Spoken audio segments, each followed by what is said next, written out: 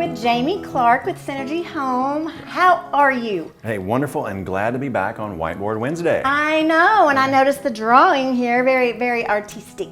So I think today we're going to talk about air conditioning already. Is that time? So we wanted to give, just a couple of tips on, best practices, homeowners, things you can do yourself to keep your air conditioner working at its best, right? Right. Like it's a little hot in here right now, so. Yeah, so one of the primary things that we see when we go up to an air conditioner is that outdoor unit. It really needs to be free and clear and not have stuff against it.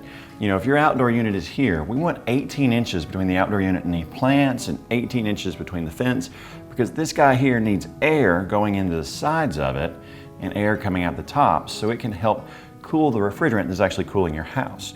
So that unit that's on the side of the house, we want it open and airy so that it's got lots of fresh air.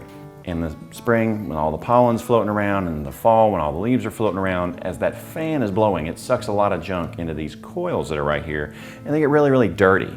So you wouldn't believe it, but a 1/16 of an inch of dust will actually lower the capacity of that unit by 25%, and it'll impact the efficiency even more. Really? So we've seen people that they thought they needed a new air conditioner, and it was just really dirty.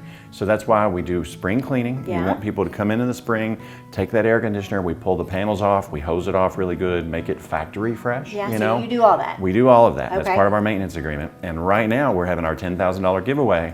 And if you sign up for our annual maintenance agreement, which is just $250 a year, for signing up right now, you get 10 chances in the drawing, and you might win $10,000. Give us a call at 859-687-0553 or My Synergy Home, or you can follow us on Facebook, and there's plenty of options to register for the $10,000 giveaway between now and May 18th.